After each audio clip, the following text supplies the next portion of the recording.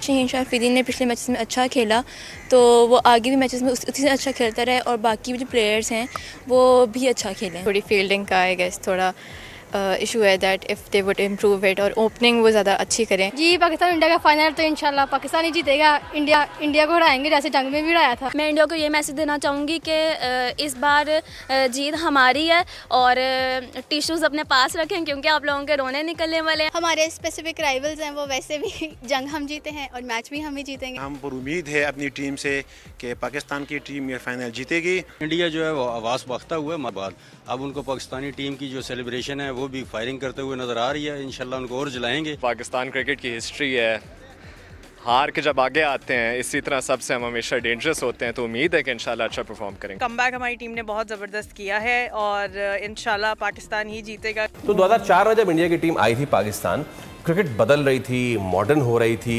कराची वाला मैच मुझे याद है, वीरेंद्र सहवाग, सौरव गंगुली ने दे वेंट ऑल आउट और बड़ी मार पड़ी। अब आ गया है सेम अभिषेक शर्मा, शुरू में आके बड़ी मार। देयर वाज अ टाइम फिर जब सहवाग को भी तो ऐसे ही कहता था ना, यार आउट ही नहीं होता। अभिषेक शर्मा का भी ये आउट ही नहीं हो रहा। इससे पहले कि मैं तनवीर भाई, फवाद भाई से बात करूं, उमर गुल ने कुछ मशवरे दिए हैं, ज़रा वो भी दिखा दीजिए ताकि फिर हम इकट्ठे ही इस पे बात कर लें। उमर गुल से पूछा गया कि भाई क्या किया जाए अभिषेक शर्मा का। उमर गुल जो है उन्होंने साइम के भी बात की है। वैसे उमर गुल ने और शोएब अख्तर ने दोनों ने बात की है। साइम की भी हम आपको दिखा देते हैं। उन्होंने कहा भाई साइम रन्स नहीं बना रहा, बॉलिंग में से डाल रहा है, प्रेशर से निकलने के लिए खुद को मजबूत करना पड़ेगा और फ़खर को साइम के साथ ओपनिंग करनी चाहिए। Okay, this one thing. इसी गुफ्तगू में और शोएब अख्तर ने भी कहा कि अभी तक किसी ने उसको पीछे लेंथ पे खिंचा हुआ बॉल ऑफ पे नहीं कराया। जो कर रहे हैं आगे कर रहे हैं। स्टार्ट करते हैं जल्दी। टॉप 3 अगर हैं आपके सामने, अभिषेक शर्मा को कहां बॉल करें?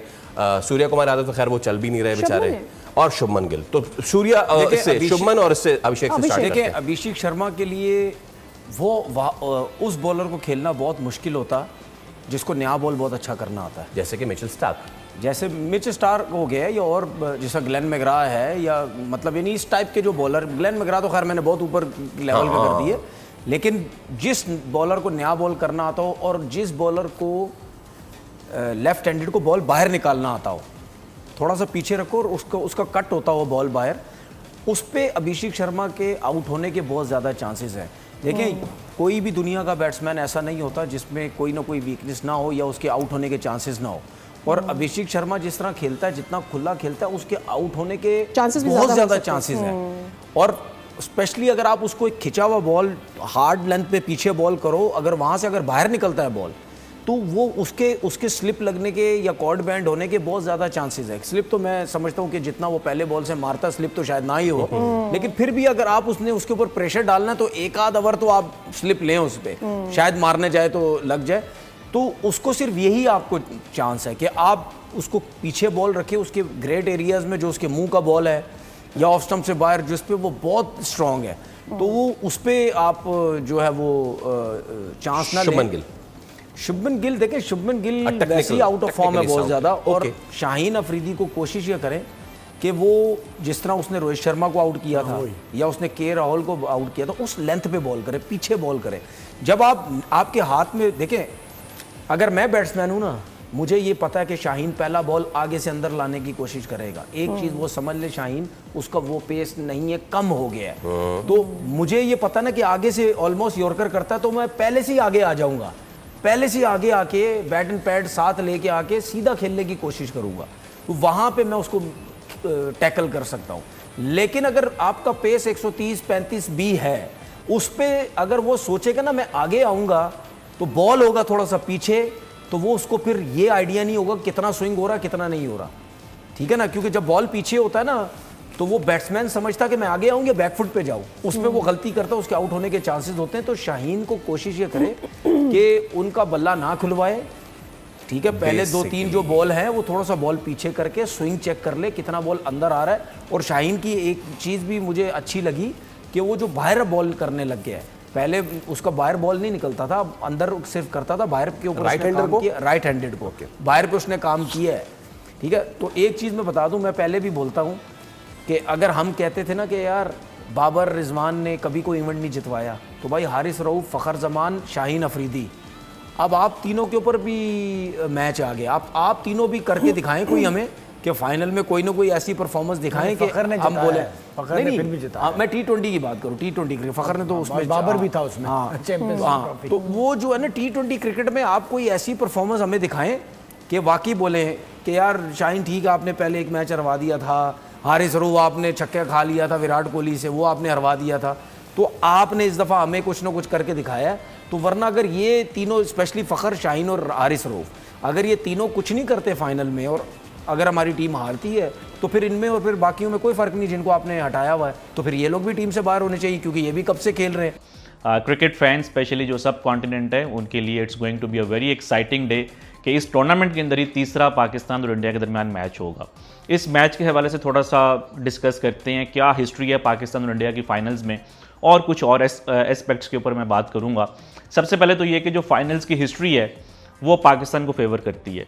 अगर हम ओवरऑल देखें या अगर हम रिसेंट टाइम्स में देख लें, जो पिछले 5 फाइनल्स हैं between India and Pakistan across ODI cricket and T20 cricket, उनमें से 4 फाइनल जो है पाकिस्तान जीता है। चैंपियंस ट्रॉफी का फाइनल जीता 2017 में, उससे पहले जो है एक किट प्ले कप हुआ था बांग्लादेश में वनडे फॉर्मेट में 2008 में, उसमें भी पाकिस्तान जीता था।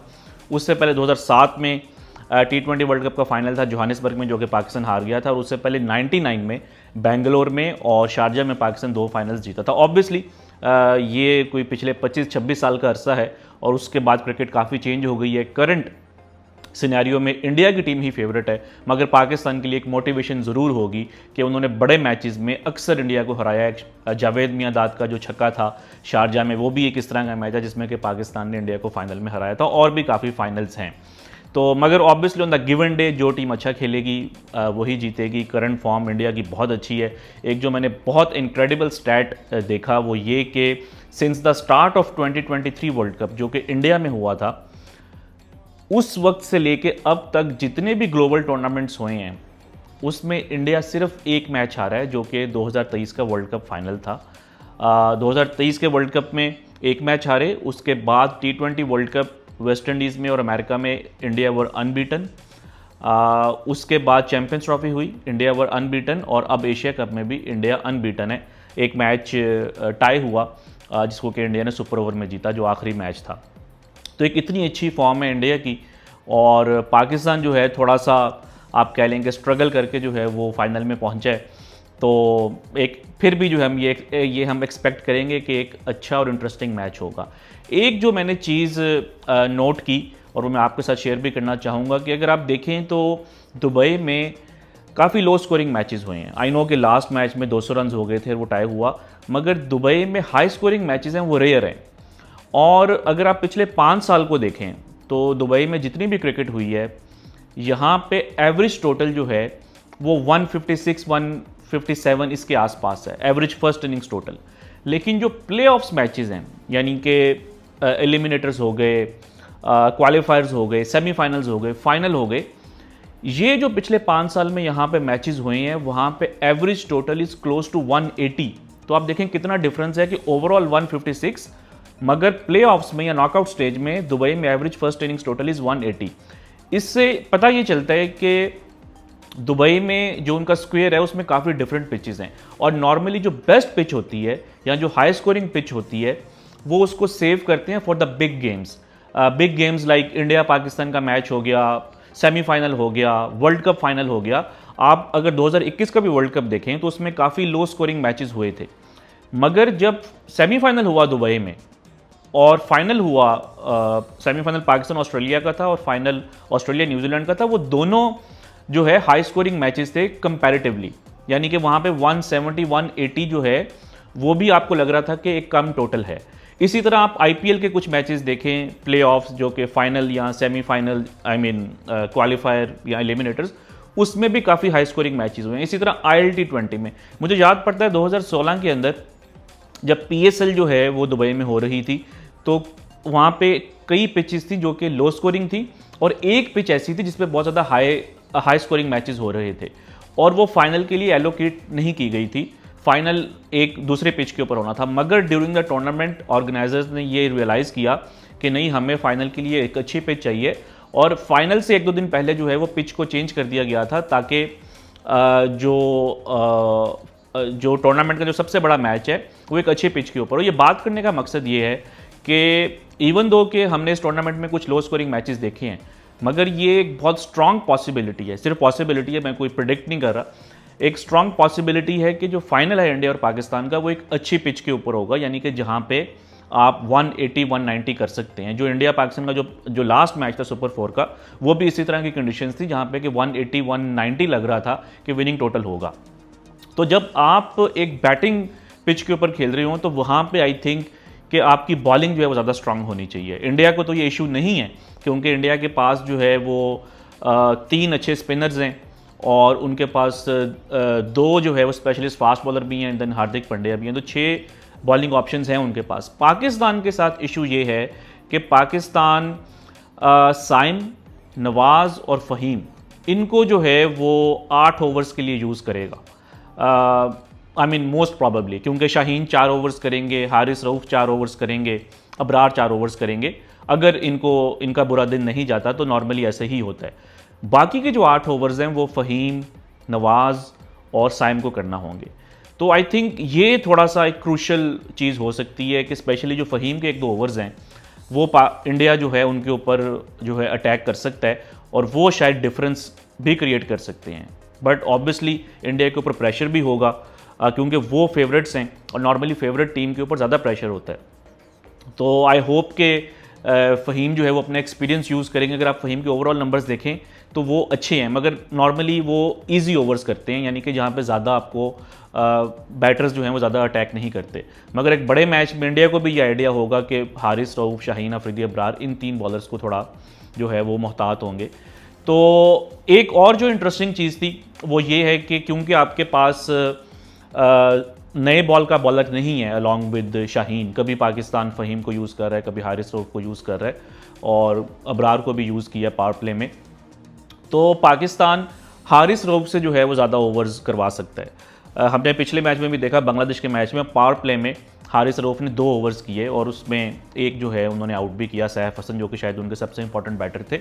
और एक और मैंने बड़ा इंटरेस्टिंग ट्रेंड देखा कि जो बड़े मैचेस होते हैं उसमें हारिस रऊफ़ 2 ओवर्स करते हैं पावर प्ले में। T20 वर्ल्ड कप फाइनल 2022 का, उसी टूर्नामेंट में पाकिस्तान इंडिया का मैच मेलबर्न वाला, और एशिया कप का फाइनल 2022 का, इन तमाम मैचेस में हारिस रऊफ़ ने पावर प्ले में 2 ओवर्स किए और तीनों मैचेस में 2 विकेट्स भी ली।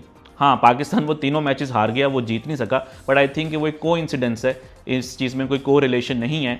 जो मेलबर्न वाला मैच था उसमें, जो इंडिया वाला मैच था उसमें हारिस रऊफ़ का जो सेकंड स्पेल था वो ज़्यादा इंप्रेसिव नहीं था और वो जो विराट कोहली के 2 छक्के थे वो शायद उसकी वजह से पाकिस्तान जो है वो मैच में नहीं रह सका। मगर ये चीज़ आपको इंडिकेट करती है कि हारिस रऊफ़ क्योंकि स्ट्राइक बॉलर है, on average he takes a wicket in T20 internationals after every 15 balls, तो पाकिस्तान की कोशिश होगी कि एक बड़े मैच में उनको पावर प्ले में जो है वो ज़्यादा यूज़। बाय द वे ये भी एक मिसकंसेप्शन है कि हारिस रऊफ़ जो है वो पावर प्ले के अच्छे बॉलर नहीं है, उनकी 34 विकेट्स हैं in power play in T20 international, which is the second most after Shaheen Afridi for Pakistan. Shaheen Afridi की 51 विकेट्स हैं।